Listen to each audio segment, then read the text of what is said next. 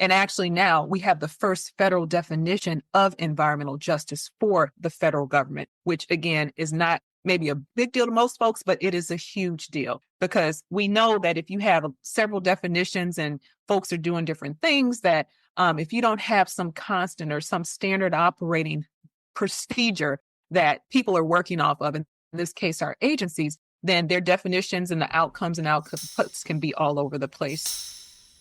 Welcome to the BLAC Appalachian Coalition's podcast entitled BLAC Remembering, where we will bring to you the heavy and the hope across the Ohio River Valley.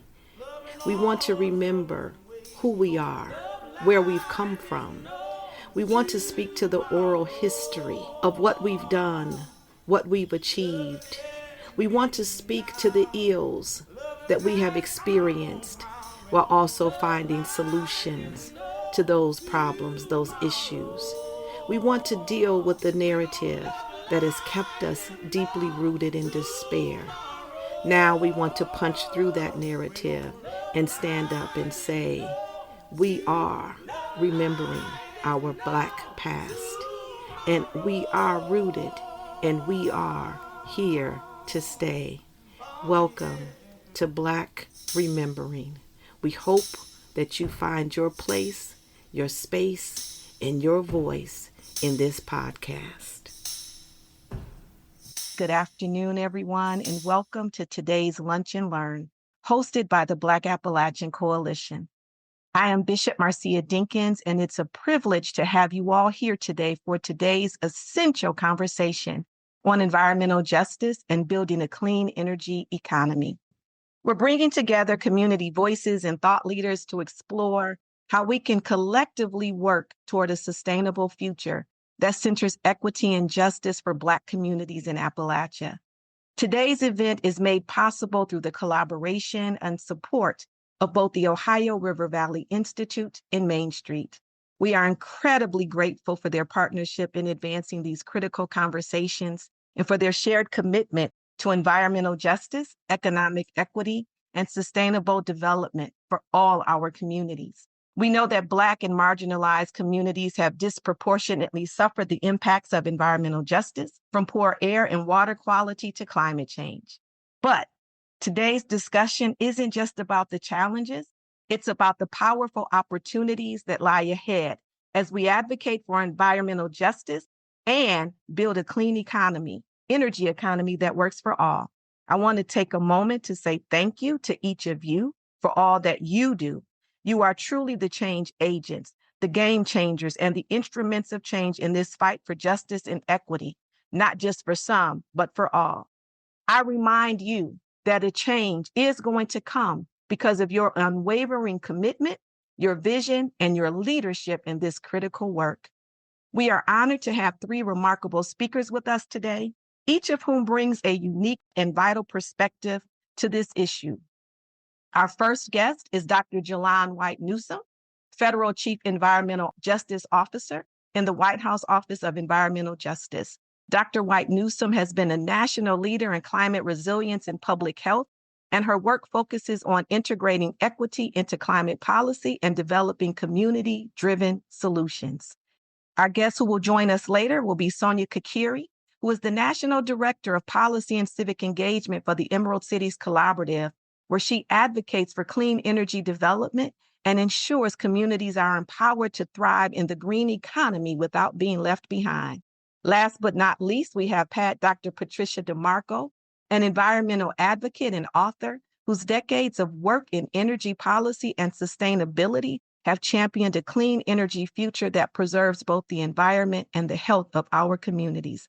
Her leadership in advocating for renewable energy solutions and policy platform has been a guiding light for the movement towards sustainability. Together, our distinguished speakers will help us think critically about how we can align environmental justice with the transition to a clean energy economy, ensuring that our communities are at the center of these transformations, benefiting from the economic, health, and environmental gains that come with it. This is truly a moment for us to explore actionable solutions, learn from our experts, and engage in deep conversations about the future we want to create and the legacy that we want to leave. Again, I want to thank you for joining us today. And without further delay, let's begin. And I'll turn the floor over to Dr. Jalonne White-Newsome to get us started. Welcome, Dr. Newsome, and thank you for joining us. Thank you so much, Bishop, for that beautiful introduction. You can never go wrong with Sam Cooke. I was looking at your sweatshirt where it says "Born to Race," and I'm just thinking about we have a long race ahead of us, but we're divinely designed to do just that. So thank you again for your leadership and for this coalition on the Ohio River Valley Institute and the other organization that really created this space to have this conversation. So again, my name is Jalonne, and my friends and family call me Dr. J. So whatever floats your boat, but I had an opportunity to review your website just to really get a sense of the work that you all are engaged in, and reading some of the entries and just the work and the folks that you represent is wonderful and needed. And I look forward to learning more from you in this conversation. I'll say Ohio and West Virginia hold a special place in my heart. I was born in Ohio, so very connected there. But also my stepfather is from Charleston, West Virginia, and he's been in my life for over 30 years now. And there never goes a day where he doesn't speak to the generations, his father, grandfather, and cousins that grew up in the mines and the racism they experienced, but also the strength of the Black community. And the fact that he just had a reunion a couple weeks ago, and they're all in their 80s and 90s and just so tight and so close and just so full of powerful stories. And it's just always amazing to feel like I know Charleston because of my stepfather. So again, just deep gratitude to you all, deep gratitude to the history that you all are keeping. And again, I always give deep gratitude to my ancestors and the fact that, as I say all the time, this little brown girl that was born in Ohio but raised in Detroit and now in the White House is not something that I take for granted. And I know I stand on the shoulders of so many that came before me. So again, just so appreciative of being here. For those of you that are maybe not familiar with CEQ, if we were in person, I would ask that question. Normally, I get one or two folks that know what CEQ, the Council on Environmental Quality, is.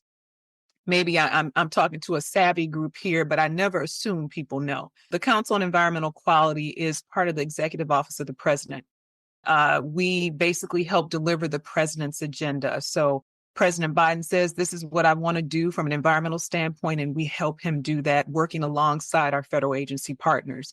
Now, what I like to say is that we don't give away money, we don't regulate, we don't enforce, but some of our superpowers include convening folks and, again, working with our agency partners and being a conduit to make sure that the White House remains the people's house. So I do a lot of these kinds of conversations. We have structures, formalized structures for making sure the public voice is heard and it informs and shapes our policy. So that is really our role at the Council on Environmental Quality. So before I jump in, I think it's important to share a little bit about what has shaped me and why this work for me is more than a job, but I consider it in many ways a ministry.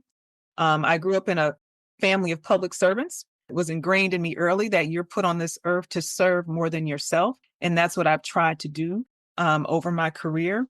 I grew up in a place where I saw powerful, dynamic African-American leaders.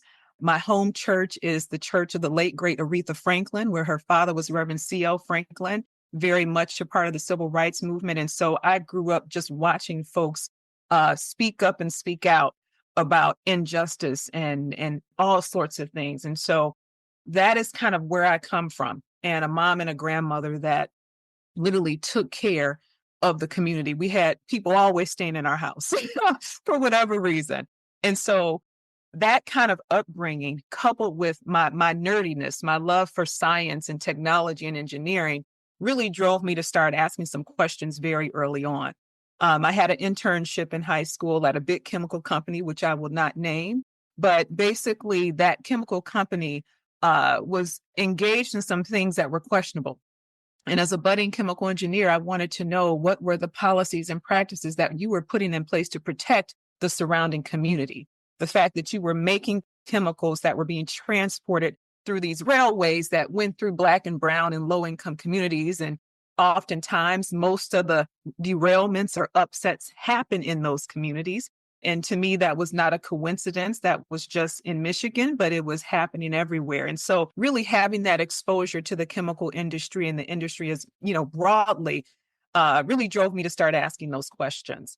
And that kind of catapulted me into, again, going a little bit deeper and really digging into environmental justice when I really didn't know what environmental justice was. I didn't have the terminology, but working as an engineer for several years, working in communities that were on the fence line of so many industries and learning that this phenomenon that I saw in Michigan, eventually on the south side of Chicago, in the heart of Texas, and all the places that I live, that it was not something that was an anomaly. So very much when I got my degree in engineering, I committed myself to being what I call an environmental justice engineer. That led me to making sure that everything that I did involved people. So even if we were producing something that was crazy, I made sure that we made contact with the neighbors so they understood what was happening and tried, again, my best to prevent hurt and harm. So again, that vision that I had for environmental justice was not only grounded in the way I was brought up, but in what I saw very early on in high school and on to realize that there is a better way to do this. And so when I think about this administration in particular and the fact that they actually care and acknowledge that there are disparities out there, particularly between our Black and brown and Indigenous folks when it comes to environmental protection, that is a blessing that we can't take for granted, because I'm sure you can understand that just a couple of years ago, it was different. And so when I think about the vision for environmental justice and the fact that everybody deserves to breathe clean air, drink clean water, live in an environment where they can grow and thrive and support their family, that is why we are all here today. And it is a vision that is deeply shared by President Biden, by Vice President Harris, and the fact that they have created the most ambitious environmental justice agenda in history, we cannot discount that. So my job is to basically put that agenda into action. And with my time here today, and again, just pull the hook if I'm talking too much, because I tend to talk a lot, but I want to really try and focus on a couple of things. One, I want to make sure that you understand what the environmental justice efforts are that are a part of this administration. Secondly, I want to touch on some of the aspects and efforts that should be benefiting Appalachian communities. And third, just again, reemphasize how we need each of you to make President Biden's vision a reality. Let's dig into really talking about the administration. So during President Biden's first week in office, he signed Executive Order 14008. And this was critical because it launched the most comprehensive environmental justice agenda ever. A lot packed into it. If you haven't read it, check it out. But one of the initiatives that he created out of this executive order was the Justice 40 initiative, which we'll speak to a little bit later.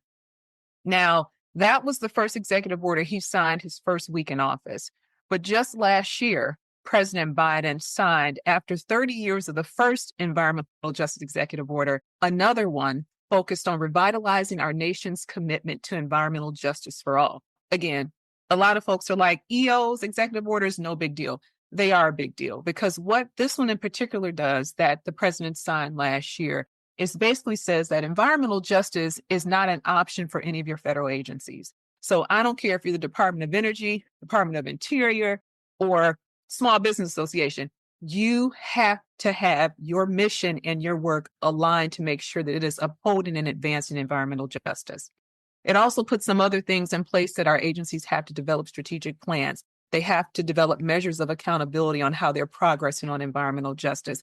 And actually now we have the first federal definition of environmental justice for the federal government, which again is not maybe a big deal to most folks, but it is a huge deal, because we know that if you have several definitions and folks are doing different things, that if you don't have some constant or some standard operating procedure that people are working off of, in this case, our agencies, then their definitions and the outcomes and outputs can be all over the place. So the signing of this executive order was monumental.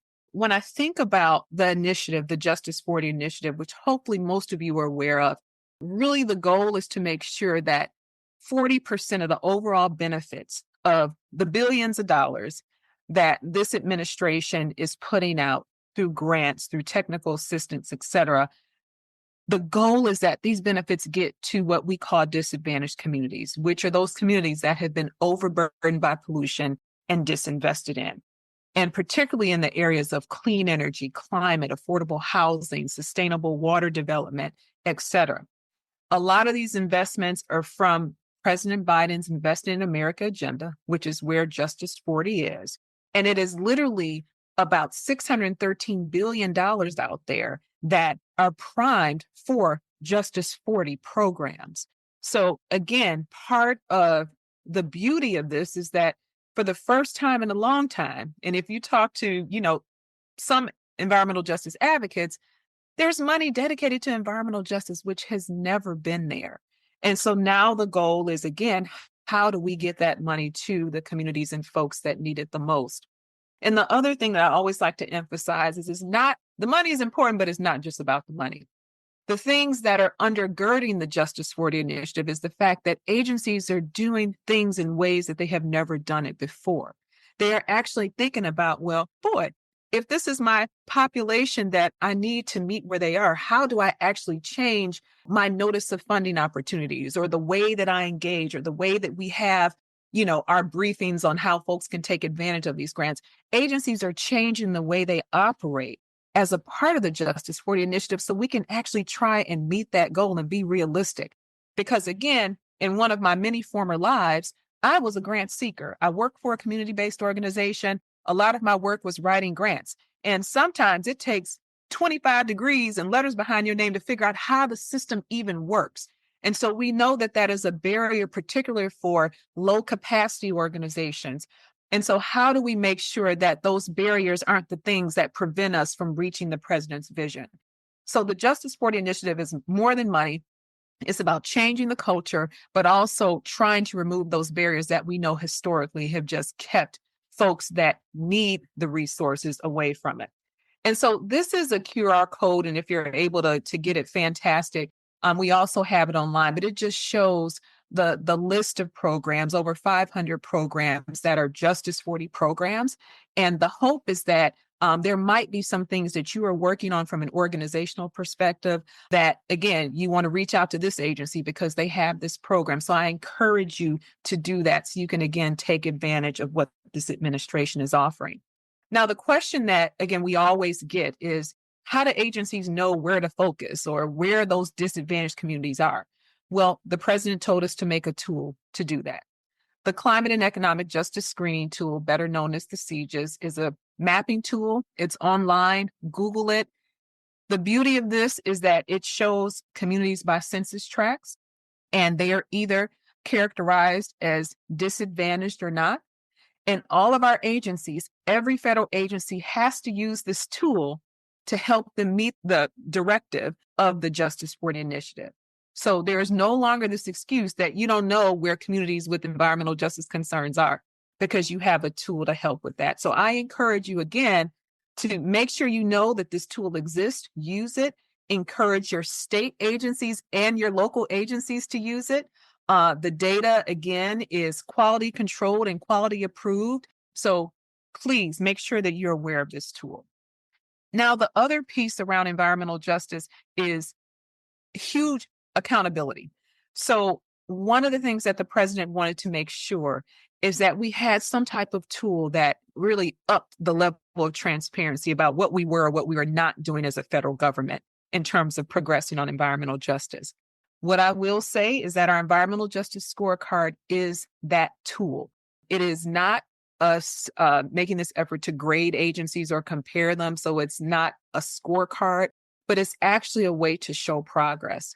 We just recently launched the update of what we call phase 2 of the scorecard. So last year was a baseline.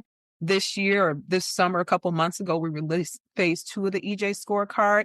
Again, I encourage you to check out that scorecard. It is designed by agency, where you can see what specific agencies are doing to address civil rights, environmental enforcement, Justice 40, et cetera. There's qualitative and quantitative data. So we got numbers and stories. And again, it's also some points where agencies really are transparent and like, yeah, we're doing well here, but there's also some areas where we need to continue working. Why this is important to you, because this is a tool that I hope advocates like yourself will use this as an accountability tool. So when you have your conversations with agencies, you can ask them like, what's up with this, or what's going on, or how can I take advantage of this? So please, again, for particular agencies that have programs that you're interested in learning more about or benefiting from, this again is another tool that can be used for accountability. And so this list just shows you all the different federal agencies that are a part of the scorecard. So I think the other piece, when we talk about, again, advancing environmental justice, I mean, environmental justice is definitely, it's a federal thing. But I was always taught by my mentors that EJ is local at its heart. So we can have all this great stuff going on at the federal government and trying to get money out and all of that stuff. But really, sometimes when it comes down to it, it is those local, those city, those state decisions that drive whether your community sees change or not. And so there's several pieces to the president's agenda where there has been a focus on areas within Appalachia. And just a couple of things that I'll name, and you probably know better than me. I know that we have done some work around abandoned mines, and about $16 billion has been gone to address legacy pollution connected to that. I know that there has been an emphasis on addressing orphaned wells. And again, as a part of the bipartisan infrastructure law or bill, that includes about $4 billion to address that. I think about all of the grants coming out of the Environmental Protection Agency, particularly the Collaborative Problem Solving Grant, again, where the EPA is providing about $40 million for small nonprofits to work on local environmental issues. All of these pieces and all of these resources are coming from the president's agenda. And it's not just the money pieces, but it's also the rulemaking. When I think about the chemical plants rule and the reductions that are going to come from that, when I think about PFAS and the importance of people being able to drink clean water and establishing the first ever national drinking standard for PFAS, that is major. So I don't have time to go into all of the things that this administration is doing. But again, what I always like to emphasize that a lot of the things that this administration doing was not things that we pulled out the air, is what we heard from people as being an important priority. And going to that last point again of why we need you to make the president's vision a reality is that I'm a firm believer we can't do any of this work in a box, in an ivory tower. It is up to folks like you to hold us accountable. And part of the way that this administration has tried to make sure that, again, we are creating policy that is informed on the ground experts is through the creation of our advisory council called the White House Environmental Justice Advisory Council, better known as WEJAC. These are a group of folks, and we just called in some new members a couple of months ago that come from all different shapes of life, some academics, some communities, some healthcare, whatever, but they have an interest and they have an expertise and some lived experience in environmental injustice. And so their role is to give us at CEQ and our federal agencies formal recommendations on different topics. So all those things I talked about, Justice 40, the EJ scorecard, the climate and economic justice screening tool, those would not have happened if not for the recommendations from this body. And we also, what I think is more importantly, as we talk about continuing to, what I would say, listen to folks, is that last year, we started what we call the White House Campaign for Environmental Justice. Basically, when I stepped into this role, what I continue to hear from folks is that, we have no idea what the administration is doing on environmental justice. We're not sure who to contact. We go to the agency's website, we can't find anything, all this stuff, which is real. And so what we wanted to do was actually force the Council on Environmental Quality, our staff, other staff within the Executive Office of the President, and our federal agency partners to actually go to community, meet them where they are, but not just come because they're on our list, but when we're requested. And so when we put that offer out there, there were several communities that said, hey, we're trying to tackle with this specific issue. We don't know what agency to talk to. And oh, by the way, we're having some challenges with our state and local officials. Would CEQ come in and convene a conversation or just show up. And so that is what we've really tried to do. Show up and be a partner, be supportive in whatever way, bring in the folks, drag in the folks that need to be at the table so you can start that conversation. And that is really the point of the campaign. And I think there's several examples that I can share where that has been successful and appreciated. So again, I think what's important in all this is that we're going to continue to be out there. We want to continue to listen and learn. And I will say, because I think as a part of this race that we are all running for justice, we have to also celebrate each other and celebrate those milestones. And no matter how small they are, as I tell my daughters. And so this past July, we had the first ever White House Summit on Environmental Justice in Action. And it was an opportunity for about 100 folks in person to come to the White House, but thousands virtually, to really see and hear from community the progress that this administration has made on environmental justice and the fact that we, again, still have a long way to go, but we go farther together. So it was wonderful. I think it was encouraging. It was also exciting, but also like, hey, we got to recharge because we're not done with this race. So again, want to definitely acknowledge that celebration. So I hope that you all will stay connected with us. We have a twice monthly, or no, maybe it's once a month newsletter now that has a lot of information, gives some updates about what we're doing, funding opportunities, et cetera, that I hope you will stay connected with us. And again, I encourage you to check out the summit. It's on YouTube. If you feel like it, it's a couple hours, but it's definitely worth your time. And what I will say is, again, there's a lot of amazing progress that has been happening. But again, we need you to continue to make this vision a reality. And I'll just say, I was reading one of the reports on your website, and there was a line from one of your members that really talked about the perspective and sometimes the invisibility of Black Appalachia.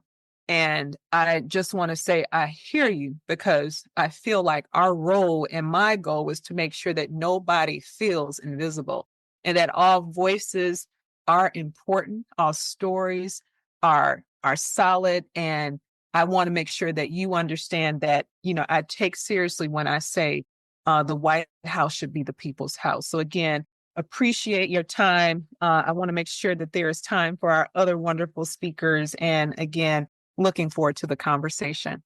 Thank you, Dr. Newsome. That is so wonderful. And I like how you say the White House is the people's house. So I want to thank you. What we're going to do right now is, if there are individuals who have questions, Akeisha Townsend. Yes, I just wanted to thank you for coming and doing this really informative lunch and learn. I am interested in this subject both as a community member personally and as a nonprofit professional. And I just wanted to say that I was a little intimidated by the tool at first, but I was able to get into that EJ screen tool and talk with other people in my community about it and point out some things to city stakeholders that they weren't aware of. Just really appreciative of that tool and look forward to looking at a lot of the other resources that she pointed out today. Appreciate your comment. I just want to be really clear. So there are so many federal tools out there. And so I know you said EJ Screen, which is a little bit different. It's the tool that the Environmental Protection Agency, the EPA, has created, which is a screening. So it has a lot of different variables and data, which is awesome. But EPA is a screening tool. The CGIS tool is the tool that is used to identify where we're working with our agencies to distribute resources related to the Justice 40 initiative. So just want to be really clear, both very powerful tools. And actually the CGIS uses some of the data from EJ Screen. But yeah, two different tools. But I appreciate you digging in and not being scared and learning and sharing. That's super important. So thank you for what you're doing. It's good to have you here, Akeisha. Thank you so much. Akeisha was one of our, as we would say, helping to be a founding mother when BLAC launched in 2021. Nita J., the floor is yours. Thank you, Bishop Marcia. I am relaying a question from Sally Roberts from Rise Up West Virginia, who asked in the chat, I would be grateful to know what your recommendations would be around the construction of health impact agreements as part of the community benefit agreements. Would this be part of 14096. Boy, that's really interesting. And thank you for that question. I know particularly as it relates to what I work a lot on and work with our partners at the Department of Energy, our community benefits agreements and understanding those as it relates to some of the carbon capture and sequestration work that is happening across this country. I don't think I've seen enough of health impact assessments being a part of those. And so I think that is, first of all, I think that's super innovative. I think that should be a part of any agreement, particularly as it relates to community benefits, in addition to the jobs and the other things that are usually more easy to quantify and put in there. So I totally agree. And I think where possible, push for that. When it comes to EO 140196, which is the executive order that President Biden signed last year, revitalizing our nation's commitment to environmental justice for all, I don't have the words in front of me, but when you talk about health and assessment, that is a core part of the executive order. The one additional piece that I will raise is that the president, as a part of that executive order, told us that we have to create a national environmental justice science, data, and research plan. And to do that in partnership with our Office of Science and Technology Policy, better known as OSTP. So OSTP and CEQ have this research plan that was just released in late January. As a part of that, and I encourage you to Google it and read it, or I can share a link to it. There is health, there is assessments, there is, again, stressing the importance not only of engagement, but getting data that is sometimes hard to get, but important to inform and should inform policy. And so I would say probably a resounding yes, that connection of EO 14096 is very much relative to where you're going in terms of having an HIA or health impact assessment as a part of your community benefits agreement.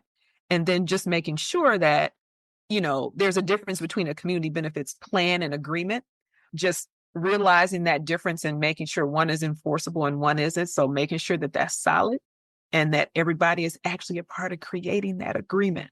So thank you for your question. Happy to dig in a little bit deeper if needed. So this question is from Christina, and her question says, hi, I'm a journalist with the national nonprofit media organization, Environmental Health News. This question is for Dr. Newsome. What steps is the Biden administration taking to ensure that federal agencies are following the spirit of these new EJ policies, rather than just checking all the right boxes? I'm thinking specifically about what I'm hearing from community members related to the Appalachian Hydrogen Hub regarding community engagement with the DOE. Yeah, I appreciate that question. And so I'll address it in a couple of ways. One, when we talk about, or when I talk about the power of an executive order, it's serious. And so EO 14096, again, encourage you to download it and read it, everybody. Another part of it is that it requires the development of agency-specific strategic plans to advance environmental justice. In previous administrations, and I think, the reality that I've heard from communities, and even when I was on the other side, I would say, well, yeah, they have a plan, no big deal. Like the plans would be 2 lines and they wouldn't be really substantive. But with this particular executive order and the energy that we are feeling from our agency partners, these plans will be solid, they will be substantive, but most importantly, as a part of this executive order, we will be assessing progress on each of these plans. So it's not just going to be words on a paper that nobody looks at and just shelves. So that is, I think, the difference between the past and now. And the other thing that I think is powerful is that the president, in his first day in office, created, here's another acronym, the White House Environmental Justice Interagency Council, better known as the IAC. But basically, it is EJ officers that are career and political staff. So your long-term and your political folks that are part of these agencies that come together to talk about ways to advance environmental justice. So it's our internal community of learning and practice across our agencies. So we have a set of agencies and leaders within those agencies, both at the political and the career level, that are committed to making sure that what is in the executive order, the initiatives that the president is driving, are actually operationalized. So that's critical. To the second part of your question, I spend a lot of my time working with our partners at the Department of Energy, Department of Transportation, PHMSA, on, again, making sure that we support the safe deployment of these different technologies. I know, and I continue to hear in many different forms, the concerns that communities have that there is not transparency, there's not enough information, there is fear of the technology. And I understand all those concerns. And what I will say is a couple of things. When I started in this position a little bit over 2.5 years ago, we specifically created a work group as a part of the White House Environmental Justice Advisory Council, the WEJAC, that body of EJ leaders from across the country, to address carbon capture technologies and hydrogen. So we have received the first set of recommendations from that body. We're expecting a second set in a couple of weeks, maybe a couple of weeks, 3 weeks, a month, very soon. And so what we are doing is really taking into consideration those recommendations and working with an internal team, including our agency partners, on how to address all the issues that have been raised by this body, which includes, again, some of the concerns that you raised. And so I just want to let you know that that is major and did not exist before. I think, as always, as I say to everybody, we have an open door. And if there are conversations that communities are not able to have or not able to connect or don't feel satisfied that they're having with some of our agency partners, it is CEQ's role and, to help intervene where possible, try and, again, be that bridge of understanding, one, to understand what the agencies are doing and really understand what we can do better with this administration. So we are working hard to listen, but to also operationalize some of the recommendations that we've gotten from that work group, and they're continuing to meet. And I thank you for your question. Thank you, Dr. Newsome. I will turn it over to Tamala Trussell. And just for the sake of your time, I know that you're with us for a specific amount of time. So can you take another question, or how should we wrap up? We can also add, have the question sent to you via email for those that we do not get an answer, we cannot get to today, as well as just some of the people, the concerns that are, within the chat, to just, if you'd be open to having another conversation as a community, that would be great, because I see that there are other concerns and questions as well that I know we may not be able to get to. So Tamala, I turn it over to you. Kind of been answering some of parts of my question, but I'm just wondering, it seems like the fracking community, carbon capture and storage, hydrogen hubs, all of them are actually using the social justice 40 for their benefit financially, and also trying to put these in social justice communities, which are harmful to their health and the environment's health. So how, you've kind of been talking about how you're mitigating that, but it's just something we're seeing. Yeah, no, I appreciate that. And, what I will say is that the Justice 40 initiative, part of the reason why, to your point, that these projects, both carbon capture and hydrogen, are a part of the Justice 40 initiative is because it has some guardrails that wouldn't exist if not from the if it wasn't a part of the Justice 40 initiative.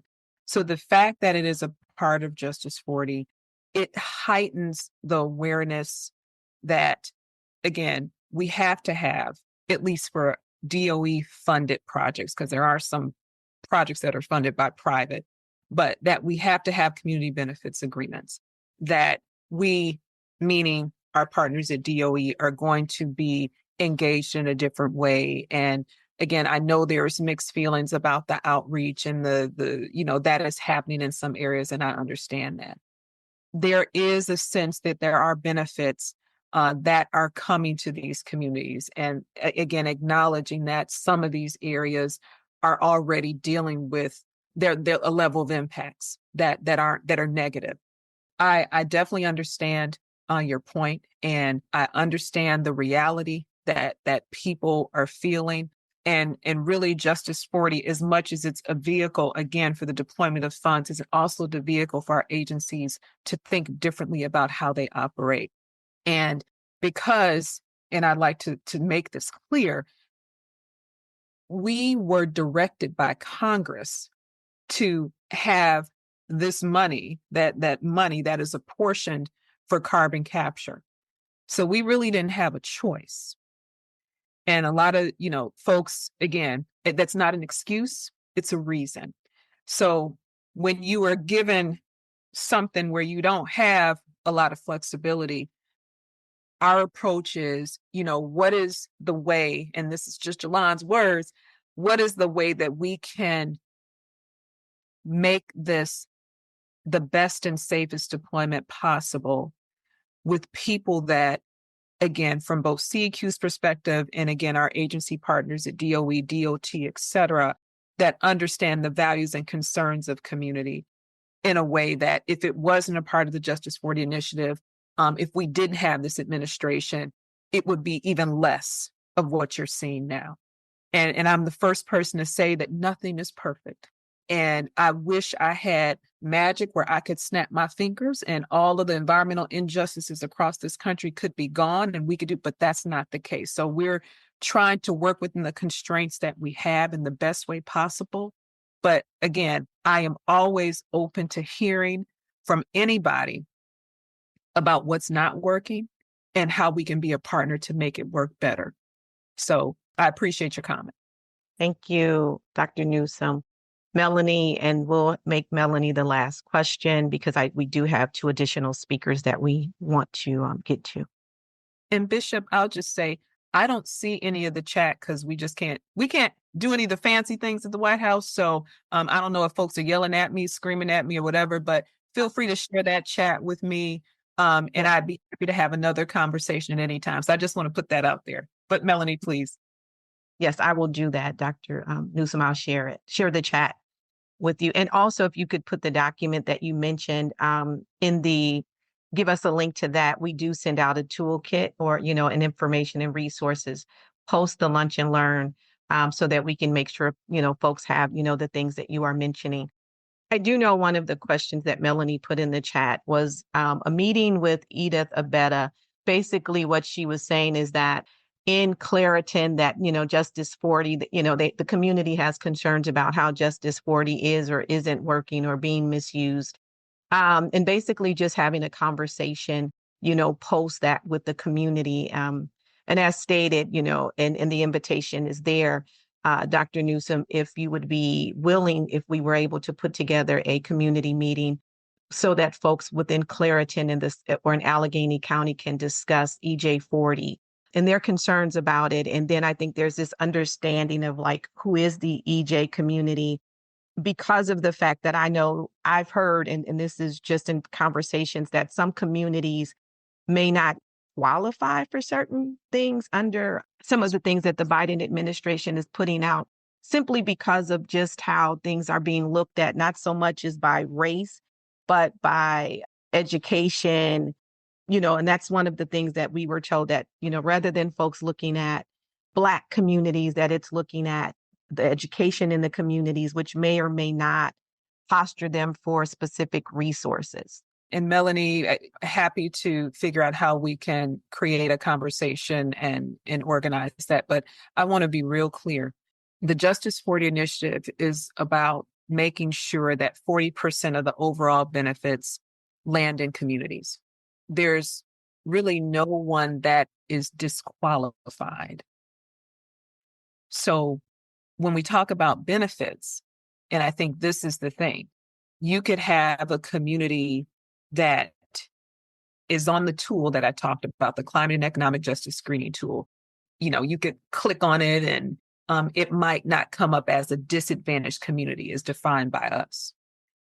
But if there is something that is going on in that census tract that's not technically considered disadvantaged, but it's actually benefiting a community that is defined as disadvantaged, then there's no restrictions as to that community that's not considered disadvantaged receiving resources to help other communities that are disadvantaged if the benefit will be received by another location.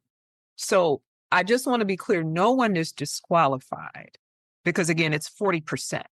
The metrics that are part of the CJIS, the Climate and Economic Justice Screening Tool, include socioeconomic, they include environmental, they include health. Those metrics are part of our methodology to determine if a census tract is considered disadvantaged or not disadvantaged, but that does not disqualify anybody. So I want to be real clear because I know that is always kind of a point of confusion. It's where the benefits will be flowing to. So if, for example, in Allegheny County, and again, I don't know, and maybe I should have looked it up and did my homework, if there are census tracts that are considered to be disadvantaged, then you will, by default, be on the radar of agencies that are trying to fulfill that Justice 40 goal. Because their goal is to figure out, well, how can I make sure that my whatever, community change grant program or whatever, is going to benefit these communities that are considered disadvantaged. But that does not disqualify other places.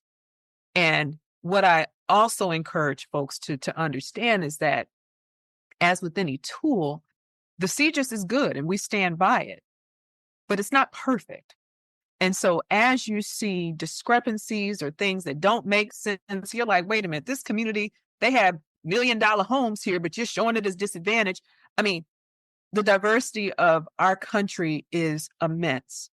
And there are some things that are not accurately depicting what's happening on the ground. So again, where you see those things that we should be aware of, those discrepancies, please let us know. Because the beautiful part about this is the tool is not stagnant. We are actually in updates now. So we will continue to update both the Climate and Economic Justice Screening Tool, the EJ Scorecard every year. And our hope is that we will get better and better data. So please don't think of the tool as a hindrance. Don't think of it as something that leaves certain people out. It is merely a way that our agency partners can figure out, where they can focus, but it doesn't disqualify anybody. I hope that's helpful. It is very helpful. And some have even put in there, just ways that we can work together. And again, the chat will be shared. There are some questions and requests in there as well that I'll make sure that we highlight, Dr. J. And again, thanking you, for sharing with us, as well as just the acknowledgement that, everything is not perfect and that this process is iterative because it's a new process. It's something that I don't think government has done before.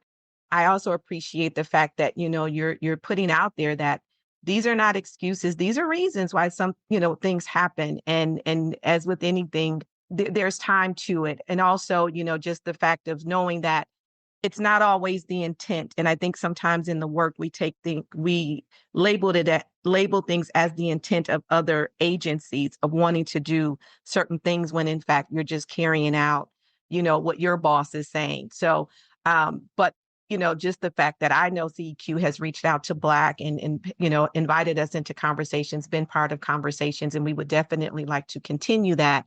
Because again, the way that we're going to get through this is together. And the way that we're going to get through this is understanding and learning how to use the tools and the things that are there. And again, appreciating the fact that this is a learning and iterative process that's calling all of us in to learn together and willingly. So again, thank you for your sharing. Thank you for all that you do and for carrying out, the work that you do and being a climate fighter. And a fellow Michiganian too, because I was Michigan to Ohio. So with that being said, if you have a closing remark that, please by far, go ahead. And then I'll turn it over to Sonia Kikeri, who is the Director of Policy and Civic Engagement and somebody that I truly admire and have had the opportunity to work with on so many things with Emerald Cities Collaborative. She'll come right after you. I don't want to take too much time. I've already taken too much. I just want to say thank you and appreciation. The one thing that I will say is that we don't have the luxury of time.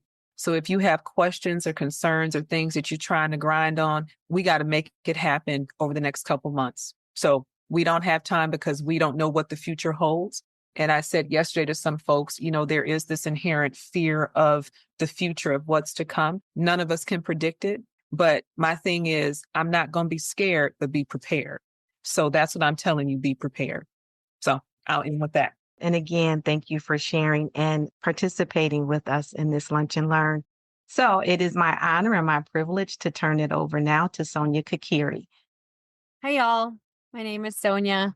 Big shoes to follow after Dr. White-Newsome. So thanks for having me, Bishop Marcia. My presentation is going to be a little bit different. So bear with me, and I hope that maybe it holds some balm for the tension that we're holding in this space. So my name is Sonia. I live on the land on the Susquehannock, which was colonized and renamed as Pennsylvania, Central Pennsylvania. I am first-gen American. My parents both immigrated here, and I have had the privilege at Emerald Cities Collaborative to be the National Director for Civic Infrastructure and really look at what are the ways in which people can have direct impact on policy implementation in spaces that are local and then also at the national level. I wanted to just start with an exercise that was created by an organization called Movement Generation and a presentation that they called Eco Means Home. When you hear the word economy, what does that make you think of? What words come up for you? What feelings? Money. Yeah, come on. Let's be real. We live in a capitalist America here. Profits, greed, profit, capitalism, housing inequities, capitalism, priority, consolidation. Ooh, monopolies. Let's talk about it. Oh, homemaking. Oh, someone's clued in to where we're going. Consumption, systems of trade, offers given and received. Yeah. So a lot of things are coming up, and that's in the right now. Okay. So now I'm going to ask you to travel back in time. Go back 300, 500 years. You might be on different lands than we are on today, your ancestors on different lands. What would be the words you would describe economy in a different context? Barter, recycling, agriculture, survival, relationship, exchange of resources, make do with what you have, co-production, trade, reciprocity, sustenance, community sustainability. Yeah, just a very different relationship with that word. Thank y'all for engaging with that. So yeah, eco really means home. So how are we taking care of our home? How are we stewarding, taking care? So eco means home and nomi means management stewardship. So adding these two words together, economy can just mean the management or the care of the home. How do we organize our relationships in a place to take care of each other and the place? So economy isn't inherently, financial markets, money, trading. Well, maybe a little bit of trading, gross domestic product, all these big buzzwords of capitalism today, even though that might be the constant narrative. And we also sometimes feel like there can be no alternative, but we know, remembering our past relationships and our ancestors' relationships with the land and resources, that there are alternatives that we can imagine, rebuild, and realize. So I just wanted to quote a passage from the Energy Democracy book, written by Michelle, and I apologize if I mispronounced last name, Mascarenhas. Economy is management of the home. It's how we organize our relationships in a place, ideally to take care of place and each other. But management of the home can be good or bad, depending on how you do it and to what ends. The purpose of economy can be turning land and labor into profit for a few, or it can be returning land, life, and labor into a balanced web of stable relationships. Economy does not mean money or exchange or financial markets or trading. These are simply elements or tools of specific economies. Economies, or how we manage our home, can be measured in many ways. How healthy is the soil? How healthy are the people, the water, the animals? How much wealth is generated? Who owns the wealth? What even constitutes wealth? Is it well-being? Is it happiness? Y'all might be familiar with this framework. It was made by the same folks who made that presentation, Eco Means Home, Movement Generation. And I just want to think about this framework through this economy lens. So here on the left side, you see this extractive economy, and that's probably the current economic reality for many of us. An extractive economy that leaves us at the mercy of oppressive political, social, and economic systems. We can look at our food systems through these lenses, energy, housing, our health economies, transportation. Ultimately, how do we interact with the resources that we need? And then on the right side here, we see what we can reclaim, an authentic relationship between people and planet. And then to get from this extractive economy to a regenerative economy, this framework calls for what we have been told is called a just transition. And we want that just transition to be determined by the most impacted of our current economic realities. And that's really centuries of buildup of this, extractive capitalist economy. And this call to action is really to build the new, to change the rules of the game, and to move resources into balance, one that is regenerative rather than extractive.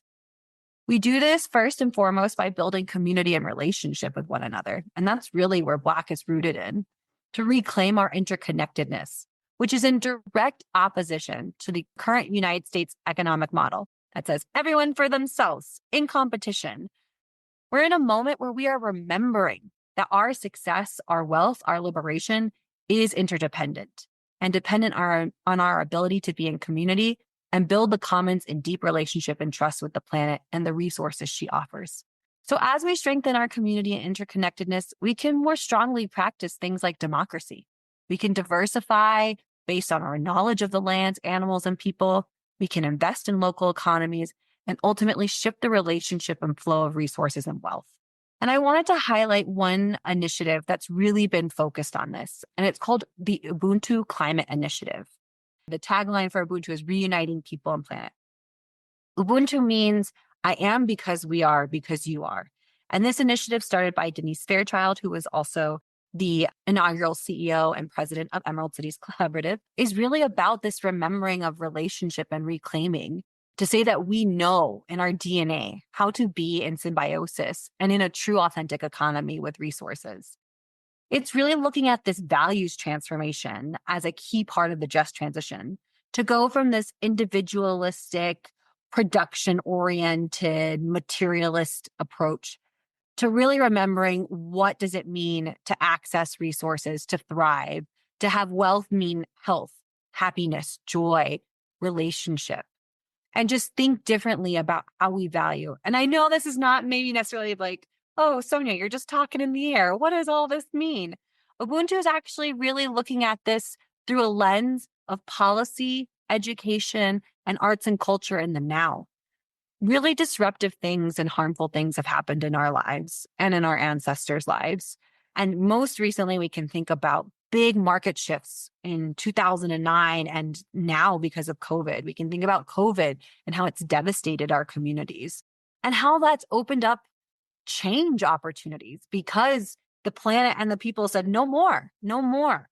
And that's a really hard shift. And we saw, the Biden-Harris administration, as the previous speaker kind of spoke on it, try to address and respond to these big shifts and this need for a new way of being in relationship with home and resources. So what does all this fun stuff have to do with federal funding? If we're really trying to think through a liberatory perspective, it has to do with maybe a lot and a little at the same time. At the core of this work is our ability to reclaim a regenerative existence that colonization and white supremacy has interrupted for a number of centuries. And that work's been ongoing.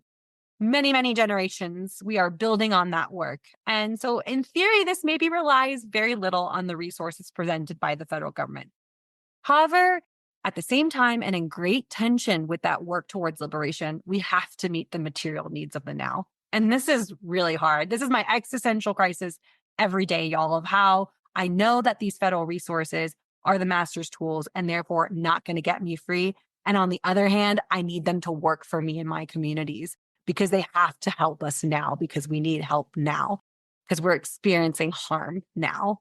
And so we need people in every lane. We need the Dr. J's, we need the Denises, we need all of y'all and all the work that you're doing to contend with these big things to really work towards a regenerative and authentic economy. And that's where Emerald Cities published this community benefits playbook. It was really trying to look at the federal resources coming out in the past 3-4 years as a way to build community capacity to lead on the implementation of those resources. The playbook itself really dives into what's the truth. Like we're not the federal government. We get to say a little bit more than they get to say, right? What's the truth behind the Justice 40 initiative? What's it opening the door to? What is the leverage it is giving communities in this moment of implementation and huge investment, historic, once in a generation? I don't know if that's true anymore, folks, because we're going to need a lot more of this money. And it looks at it through these different sectors and talks about, again, like the sector pivot points. But we don't want to say that the sectors aren't interconnected. They're very connected. You cannot talk about energy without talking about water, without talking about land, without talking about economic justice. They're sector playbooks to help dive in, but please don't see them as disconnected by any means. But ultimately what it ends on, and I'm going to apologize because we published this before the federal government made their community benefits plans definition, but the ultimate capacity building part of this playbook is really how do communities define the benefits that they want to see, the programs, the infrastructure investments, the jobs that they want to see coming into their communities. So at the end of the day, while we're analyzing the content and, the verbiage of the statutes, we're also trying to think what's the process that all these resources need to go through to actually yield equitable and reparative and restorative outcomes. And that's where we really are looking at what is the community capacity to engage and lead in this conversation of implementation, particularly in places where governance structures actively work against you, where you've never touched the resources to begin with, and now they're saying it's for you, but how do I act? Where I haven't seen this money is Justice 40 money. This is all great questions. So this is a lot of tension that we're holding. And we just want to realistically talk about, okay, so what does a heat pump mean to me? Or what does a rebate mean to me? Or what does, community change dollars mean to me? And all these different pieces of the puzzle and how to plug them together. And that's what Emerald Cities is really trying to do that, while also holding these tools, like Dr. J said, are imperfect. They are not meant to get us fully free, but what can they address in the now? So I just wanted to give an overview of that. And I also wanted to make some time for discussion and conversation right now. Thank you so much. Emerald Cities has put out a wonderful Justice 40 playbook. It gives step-by-step instructions, ways to understand Justice 40. And their website has a dearth of information. And the, Justice 40 playbook, I believe, also just brings about more of a foundational understanding and is a tool that we can, use in this work. So I want to thank Sonia and Emerald Cities for preparing that. Anybody have a question? Sally Roberts did say, thank you for your grounding presentation. I really look forward to reading the playbook. All right, looks like you did a phenomenal job, Sonia. No questions. So thank you, as always, for joining us and supporting the work of BLAC. I see where you've gotten 2 thumbs up from Dr. Pressey, Apostle Ford, and compliments within the chat. So with that being said, and a big heart from Akeisha Townsend, thumbs up from Ben. And I am now going to turn it over to Patty DeMarco. And again, thank you, Sonia. Well, thank you so very much. I will keep this really short. I just felt that at the close of this session, it would be important for us to reflect on the fact that the green economy does give us a chance to redress some of the patterns of the past. When we were talking about shifting from a civilization that's focused on the economy, as Sonia was just talking about, we need to rebalance so that we look at the relationships between the environment and the society and the economy better. Because when you focus on mostly the economy, the things that flip out of the picture that become reduced or diminished are things like ethics, especially in business transactions, environmental justice, and workers' rights. And when you go to things like green technology, if you don't include those social justice and environmental justice parameters, you get things like fracking and hydrogen hubs that may not necessarily actually balance those kinds of considerations if you're just looking at the economic output. And so we know that we need to reduce our carbon reduction goals in order to keep the life as a habitable place. We have to reverse direction. And the legislation passed historically, 4 major pieces of legislation within a 2-year period is quite remarkable. Inflation Reduction Act, the Infrastructure and Jobs Bill, and the CHIPS Act have all really made a tremendous number of tools available to us to begin this transformation. It's our time to choose a new direction.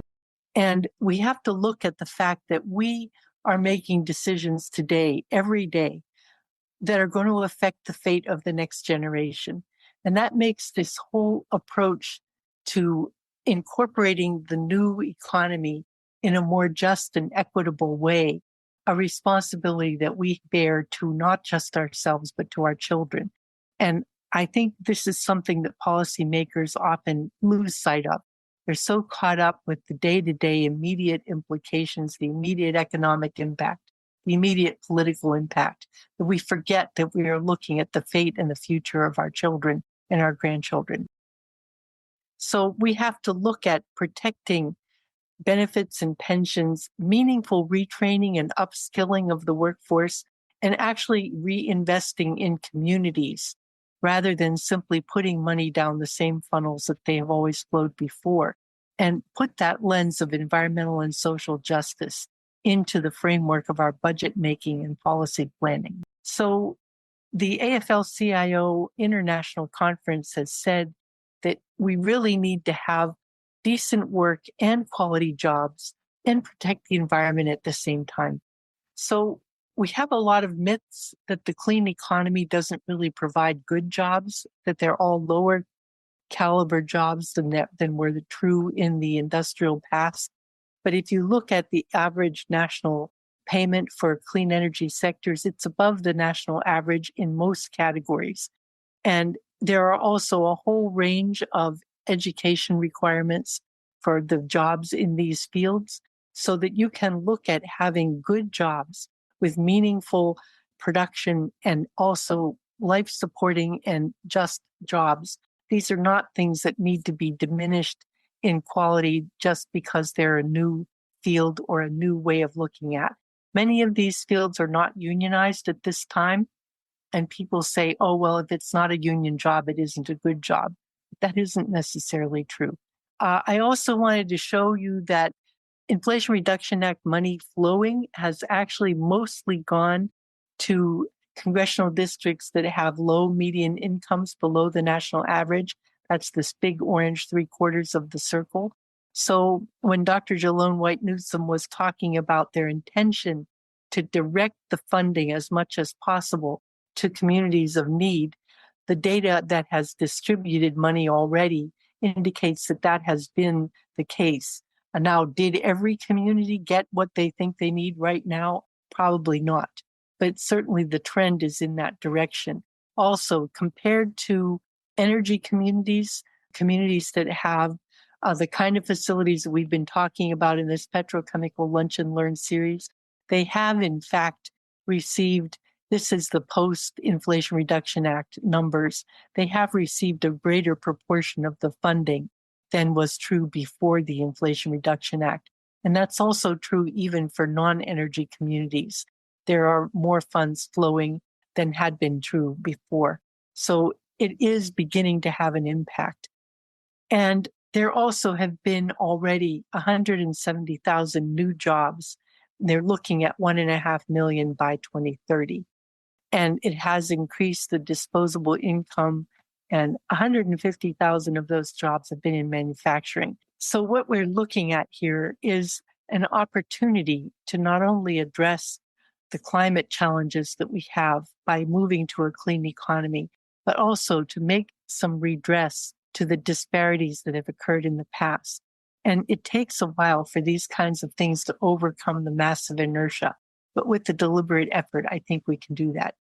It also has had, in the 10 pollution rules that were enacted, and Dr. Jalonne Newsome referred to these a little bit, there have been 10 regulations in the EPA that have made additions to the air quality regulations. And it has, in fact, avoided a number of premature deaths, severe asthma symptom incidents, and restricted activity days because of those regulations. And the benefits have clearly exceeded the costs of implementing these regulations. I would just say that we have had a chance to take a U-turn on this policy and begin to make a real difference in not only our climate objectives, but also our justice objectives and our environmental health objectives. We need to move from just being aware to being outraged enough to actually begin changing the policies that need to continue for these pieces of legislation that have initiated action to continue. Build support for action, increase the political pressure, and by all means, you must vote with a climate action lens on your decisions. I want to say thank you, everyone, for joining us today for this inspiring and insightful Lunch and Learn. As we bring our conversation on environmental justice and building a clean energy economy to a close, I want to express my deepest gratitude to our incredible speakers, Dr. Jalonne White-Newsome, Sonia Kikeri, and Dr. Patricia Marco, for sharing their wisdom, expertise, and actionable solutions with us. Your leadership and dedication to creating equitable, sustainable futures for all communities is truly inspiring. Today, we've explored the critical intersections of environmental justice and the clean energy economy. And we've heard powerful examples of how together, and I say that again, together, we can build healthier, more just and resilient communities. The insights shared with us today equip us with the knowledge to move forward and continue uplifting those most impacted by environmental challenges. I also want to extend my thanks to the Ohio River Valley Institute, Main Street, and everyone who contribute to making today's event possible. These collaborations are vital as we continue to build momentum towards lasting change. Looking ahead, we invite you to join the movement and support the work of the BLAC Appalachian Coalition in the following ways. The first one is you can share your story with us, whether it's about your community, your lived experience, or the pressing need for change. I want you to know your voice matters, and storytelling is a powerful tool for justice and transformation. You can also visit the BLAC website at blackappalachiancoalition.org to join our email list to stay connected with our latest initiatives, updates, and future events. You can follow us on social media to stay informed and help amplify our work. You can join our coalition to become part of the movement towards a just, equitable, and sustainable clean energy future.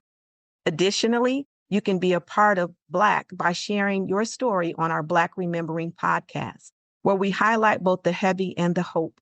This is an opportunity for you to uplift your experiences, speak about the changes you want to see, and inspire others by sharing your journey toward justice and resilience in your community. As Dr. Jalonne White-Newsome reminded us, we are here to serve more than just ourselves. This is a collective journey, and we must continue working together to create the change we envision for justice and sustainability for all. That means clean air, clean water with clean futures. And finally, I invite you to join us for our next Lunch and Learn, where we will take today's conversation further and build out actionable steps that we can take together to drive meaningful change. Thank you again for being part of today's discussion and for the work you do in your communities. Let us continue to support one another and remember that a change is going to come because of each of you, our change agents, game changers, and instruments of change. I wish you a wonderful day, and we look forward to seeing you at future BLAC Appalachian Coalition events. So again, thank you, everybody, and thank you for being the best part of our work, because you are the work in action, the work in movement, and the water that is flowing to each and every community. May you continue to be sustained in all that you do. Take care.